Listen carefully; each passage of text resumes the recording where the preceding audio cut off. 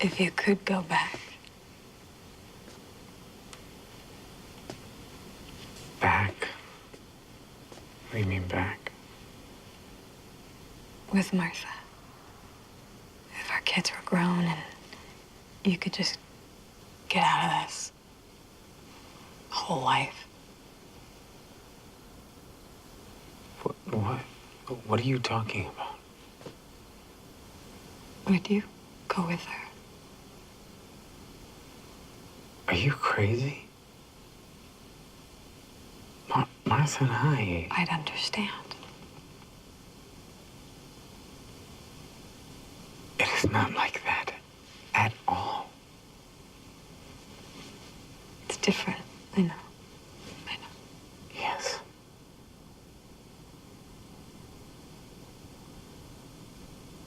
You should get her that ice before it melts. I love you. Hola, comrades. Today's topic of interest, the Americans. Espionage dramas have declined in cultural relevance since the end of the Cold War, but they continue to hold an important place in the popular consciousness, and there's still a very set way that they're supposed to be. Sleek, sexy, and stylish. While in more recent spy dramas, such as the grittier Craig Bond films, there's more moral ambiguity, they are still entertaining watches. They might be viscerally harsh, with stark depictions of torture, but they're still quite simple. There's a conspiracy to be solved, or a corrupt elite to be taken down. The focus is on manipulation and sabotage. Even when these films are brutal, there's a certain blasé coolness to them. That's what the people like. These films aren't about deep personal connections. There might be romance, but that's it. In this genre more than others, there's no depiction of the struggle to maintain a relationship. In fact, that's part of the appeal. Everything is artificial, so nothing has to last. The spies aren't tied down. Their relationships last until the mission's over, and then they proceed, carefree, to the next mission and the next relationship. There's no mention of the dark side of that kind of life, the loneliness and the isolation. There's no mention of how fear and exhaustion can become as much of an enemy as the opposing side. The Americans is not like this. From its premiere in early 2013 to its finale in early June 2018, it garnered widespread critical acclaim by focusing on the marriage between two Soviet spies living undercover in the United States in the 1980s. It's a tense marriage that started out as a match made by the Soviet government, then evolved into more than that. After separating temporarily in Season 1, they come back to each other, and their marriage is stronger for it.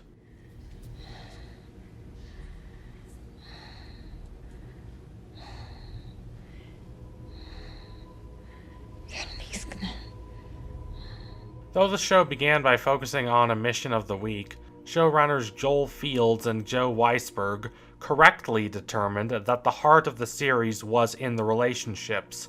If there is a singular main character in this series, it is neither Philip nor Elizabeth, the two married spies, but the relationship between them. With that as the focus, the show expands to examine the other relationships in their lives. Philip, the more overtly sensitive partner, marries one of his sources, a woman named Martha who loves him absolutely, but whom he has to abandon when the danger of her exposure becomes too great to bear. Their relationship slowly unravels over the course of Season 3, a degradation that culminates in some of the most aching, haunting scenes in the entire series, when he reveals to her the truth, that unlike what she expects, he will not be leaving with her to the Soviet Union. She, who had pledged to bear any burdens so long as she would be with Philip, accepted that she would be living there alone. Elizabeth told him to give her false hope, but after how much tumult he had forced her to endure, he could not. I'll be alone.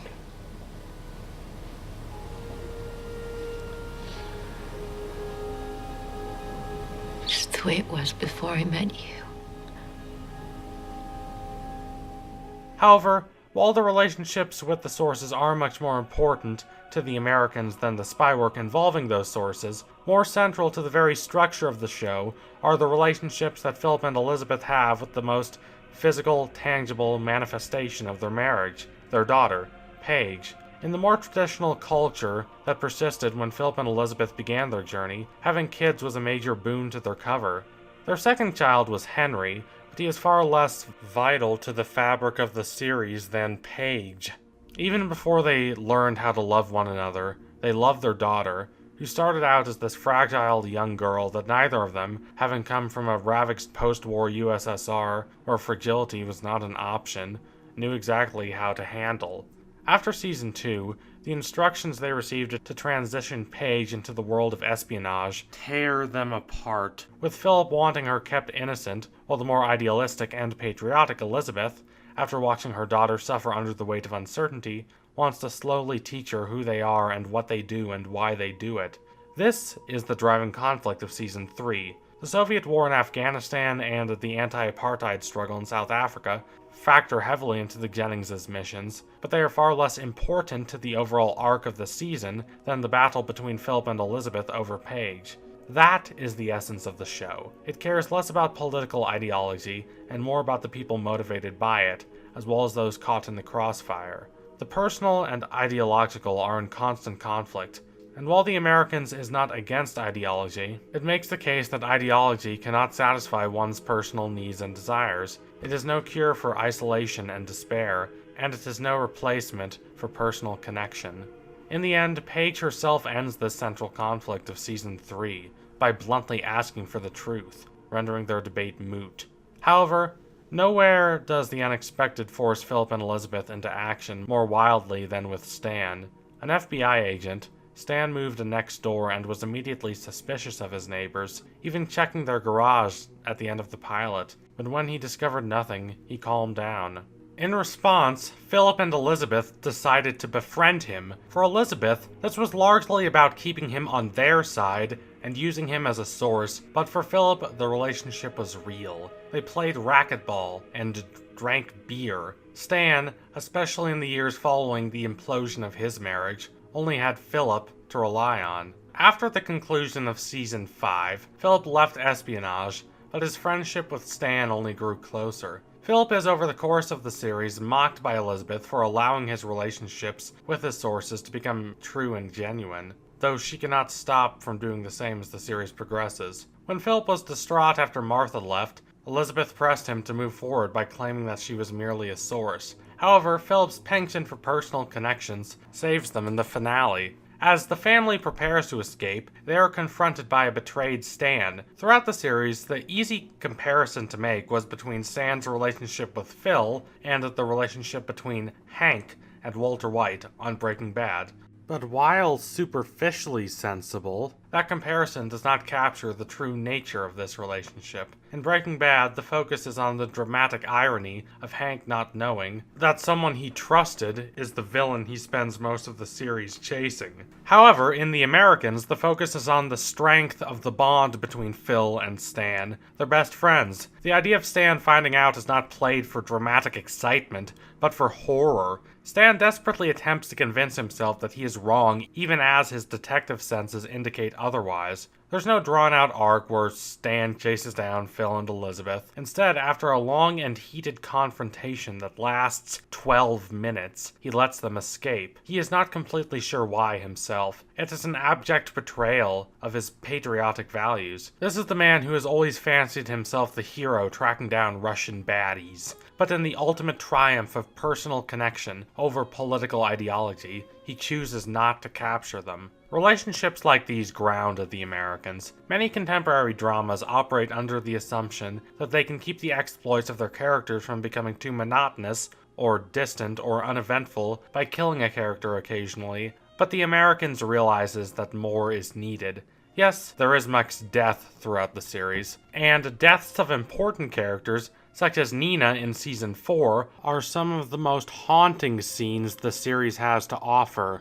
However, Fields and Weisberg are intelligent enough to realize that the threat of death is far from the only strategy to create compelling tension, and that by itself, it does not create a compelling narrative. The missions Philip and Elizabeth embark on are given gravitas not because they could die, but because the ostensibly smaller scale struggles of these characters are given enough attention and concern that even if they do not die, the mission could leave them confused and scared and isolated. Elizabeth wants to be the spy her superiors expect her to be. She wants to be this cold machine of purpose because she believes in her country and its ideals. Did you ever read it? Yeah, when I was growing up. What he writes about the capitalist class structure being a kind of slavery, how revolution is necessary to create and achieve a worker state so that no one is exploited. I mean, my whole country came out of those ideas.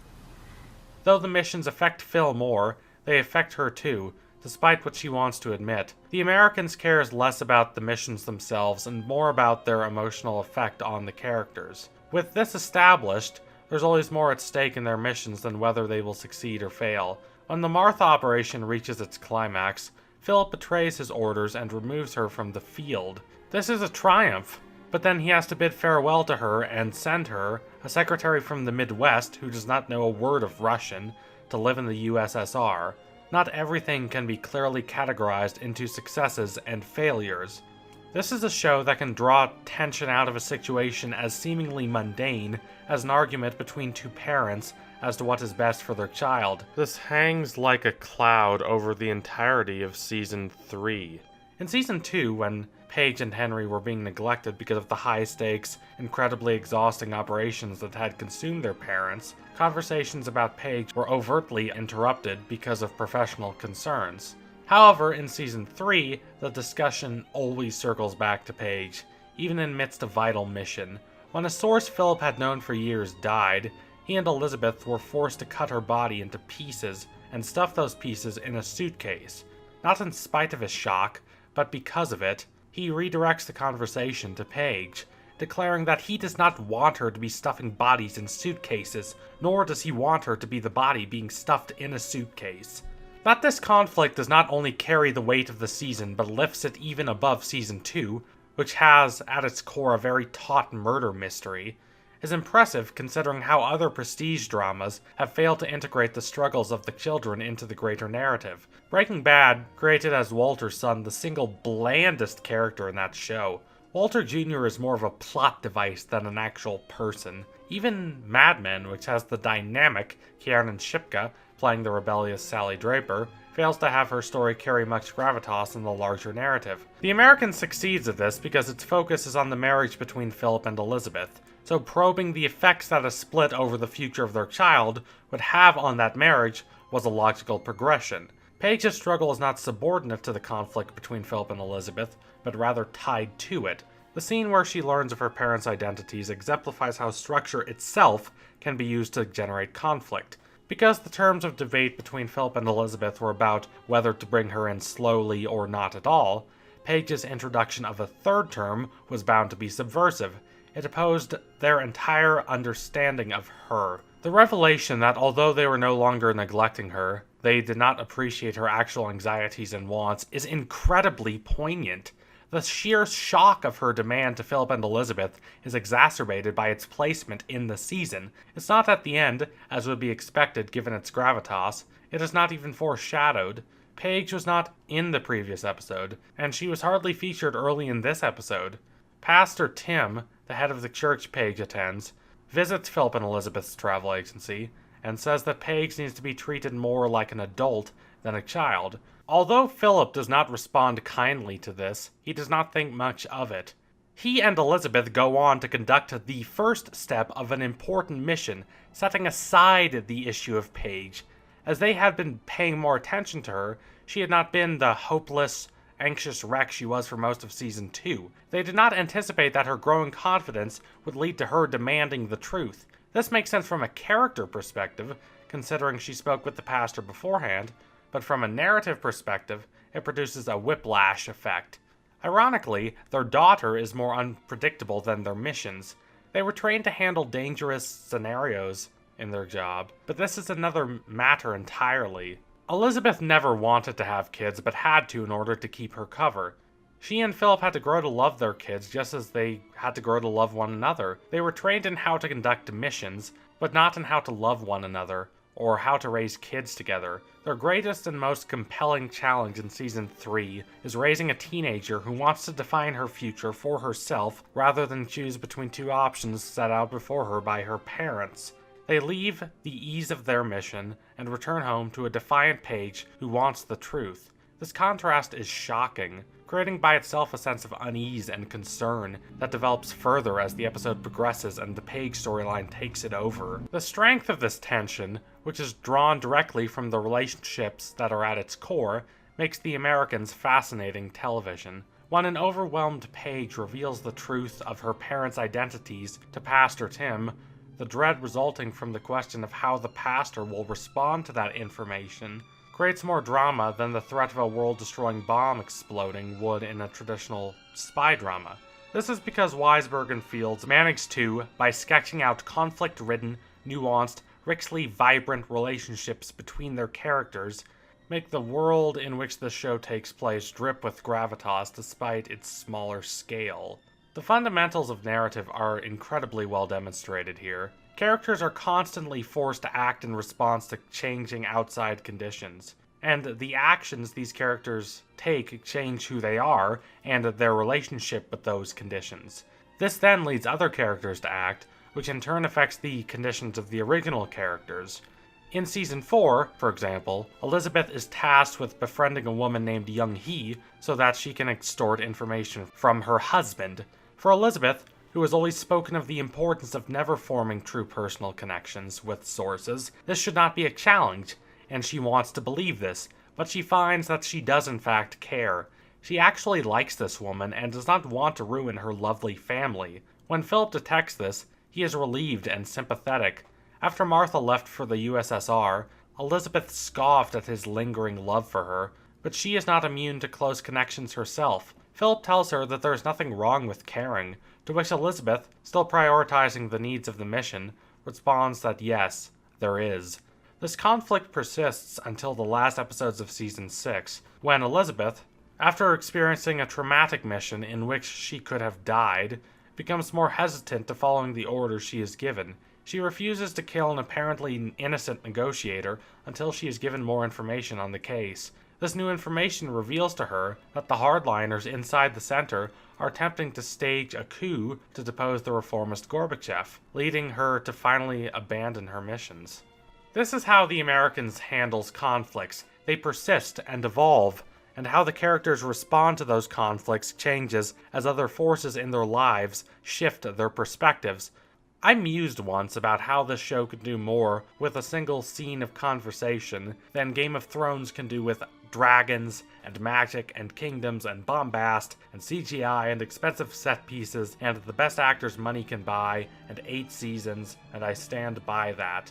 While I've watched every James Bond film and Mission Impossible flick and would consider myself a fan of spy media, I never believed I would form a deep connection with an entry in a genre that is typically cold and impersonal. But The Americans is different. While bleak and austere, it is fundamentally a warm-blooded, empathetic show. It is a deliberate attempt to counteract the Cold War-era Western caricatures of Russians as these cold, heartless goons who want to destroy freedom, and it absolutely succeeds in this. Philip and Elizabeth Jennings are two of the most sincere and vulnerable and nuanced and passionate characters in the history of American media. As the focus spread from the marriage to the other relationships in the Jennings' lives, including their relationship with their daughter, the series moved from merely being very good to being great, and then to being exemplary, and then to being one of the best series in history. When that focus was condensed again to the marriage, with Season 6 depicting the widening and finally the fixing of the rift that formed between them after 3 years of Philip focusing on the travel agency that they used to run as a cover business, and living a separate life completely from Elizabeth, who dedicated herself to more extreme and exhausting mission work, then it established itself as the single best series ever made. I adore Mad Men. I adore Breaking Bad and The Wire and Atla and Korra and Steins Gate, but this tops them. It's so resiliently committed to the importance of creating relationships, even in espionage, where complete trust is all but impossible, and relationships are doomed to be tainted by lies and a disconnect. The relationships inform upon one another, creating the richest, most vivid, most lasting show I have ever seen. It is also effulgently romantic. Despite the deaths, and the lies, and the disguises, and the betrayals, this is fundamentally a show about two people who learn how important the relationship between them is. They learn that in the midst of the uncertainty, and the exhaustion, and the fearful anguish, the bond they share is the strongest weapon they possess. By the end of Season 5, it is all they have. It beats back the darkness and keeps them balanced. They need each other. That their marriage was originally a cover didn't matter. Throughout the course of the series, it became the greatest truth in their lives, a transition symbolized by a marriage ceremony between them in Season 5. Though they had the papers before from the Russian government for their cover, they never before had the chance to commit to one another so earnestly.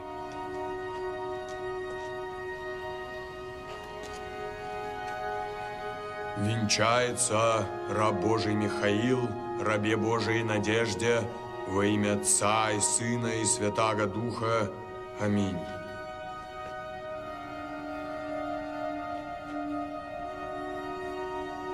Венчается раба Божия Надежда, рабу Божиему Михаилу, во имя Отца и Сына и Святаго Духа. Аминь.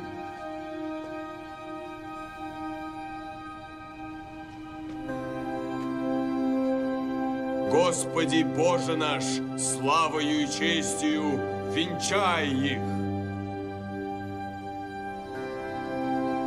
Господи Боже наш, славою и честью венчай их. Господи Боже наш, славою и честью венчай их.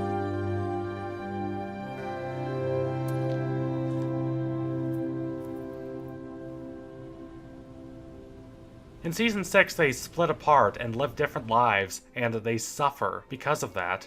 The extreme work that Elizabeth welcomed without complaint deteriorated her, and Philip failed at his attempt to expand the travel agency and become the archetypical successful American businessman. Their pain was only assuaged when they repaired the rift between them, and after warning of the looming coup, they start a new life together in a rapidly changing USSR. It is an achingly, violently beautiful ending to one of the truly great couples in the history of American art. This is a show about two strangers who left their country and were sent into a line of work where trust is antithetical to success, and who returned over 20 years later as a husband and a wife who are deeply in love and who trust each other absolutely. Feels strange.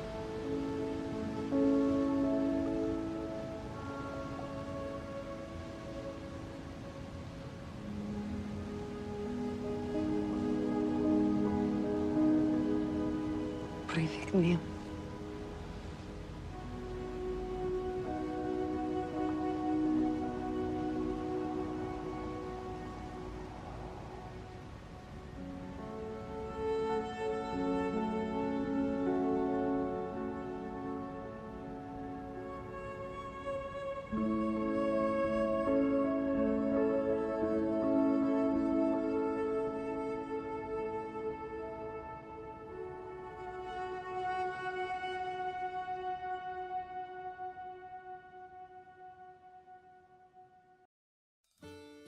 You probably have not seen this show yet. Though its pilot was fairly popular, it lost viewers when it transitioned from a plot of the week drama to one that was squarely focused on relationships. There were less car chases and more intimate conversations with sources whose love was absolute and who had no idea what was awaiting them, or how their lives impacted those of the main characters.